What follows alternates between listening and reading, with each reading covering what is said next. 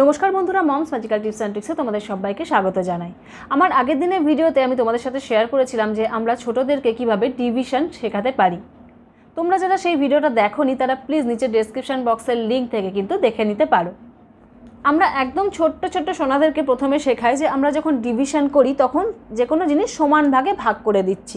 আগের দিনই যেরকম আমি তোমাদেরকে দেখিয়েছিলাম চারটে এরকম খেলনা নিয়ে যে আমরা সমান ভাগে ভাগ করছি, যার ফলে প্রত্যেকের ভাগে দুটো করে পড়ছে, মানে ছোট্ট সোনাটার ভাগেও দুটো পড়ছে আর আমার নিজের কাছেও দুটো থাকলো।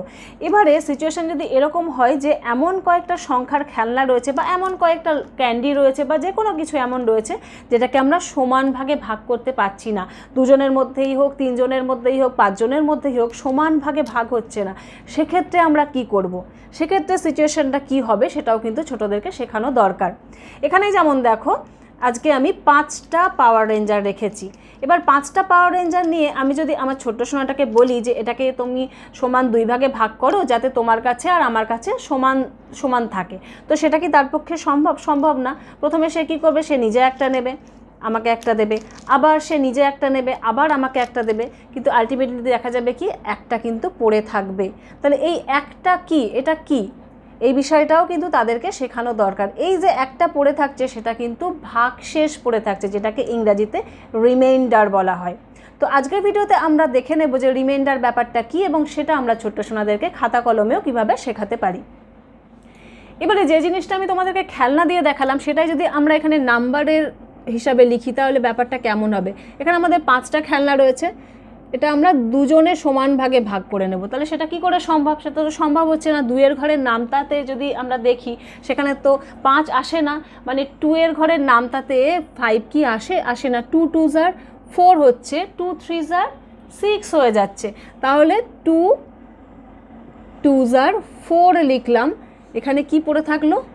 1 কিন্তু এখানে পড়ে থাকলো, এখানে কিন্তু আমরা মেলাতে পারলাম না। তাহলে এই যে 1 এটাই কিন্তু রিমাইন্ডার বা ভাগশেষ।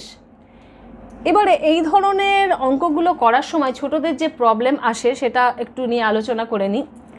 এবার এই ধরনের ডিভিশন যেখানে দেখা যাচ্ছে কোনো রিমাইন্ডার থাকছে, এবার সেগুলো ছোটরা কী করে বুঝবে? কারণ যখন তারা মাল্টিপ্লিকেশন টেবিলটা গুনছে, মুখে বলছে, তখন তো এক্স্যাক্ট এইখানে যে নাম্বারটা, এক্স্যাক্ট ডিভিডেন্টের জায়গায় যে নাম্বারটা থাকছে সে নাম্বারটা তো সেই মাল্টিপ্লিকেশন টেবিলে থাকবে না, তাহলে কি করে তারা বুঝবে?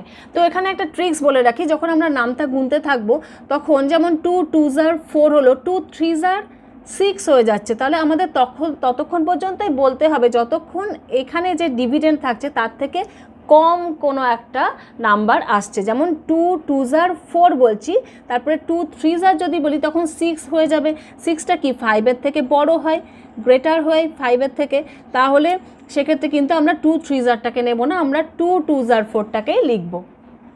যেমন আমি আর একটা উদাহরণ লিখছি, এখানে 3 লিখলাম আর এখানে লিখলাম 10।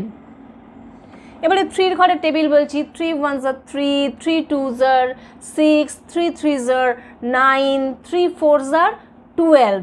যেই আমি 3 4s are 12 বললাম, 12টা কি?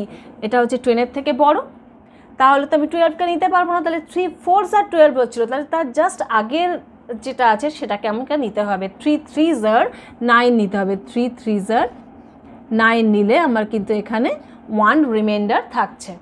তো এই প্রসেসটাই ছোটোদেরকে দিয়ে প্র্যাকটিস করাতে কিন্তু অনেকটা সময় লেগে যায় যে তারা কোন জায়গায় গিয়ে থামবে, কোন জায়গায় গিয়ে থামলে আমরা এই ডিভিশনটা করতে পারবো, কোন জায়গায় গিয়ে থামলে আমরা এটার থেকে ছোট কোনো সংখ্যা পাবো যেটাকে আমরা এই ডিভিডেন্ডের থেকে মাইনাস করলে একটা রিমাইন্ডার পাচ্ছি। তো এই বিষয়টা কিন্তু বারবার করে প্র্যাকটিস করাতে হয় এবং বারবার করে মনে করিয়ে দেওয়ার পরে কিন্তু ছোটোদের এই ব্যাপারটা রপ্ত হয়। তাহলে বন্ধুরা, আশা করছি তোমরা আজকে রিমাইন্ডারের বা ভাগশেষের কনসেপ্টটাও বুঝতে পারলে এবং ছোটদেরকেও এইভাবেই মজা করে বোঝাতেও পারবে। আজকের মতো তাহলে আসি বন্ধুরা, তোমরা সবাই খুব ভালো থেকো, সুস্থ থেকো, পরে আবার নতুন কোনো টপিক নিয়ে তোমাদের সামনে হাজির হব।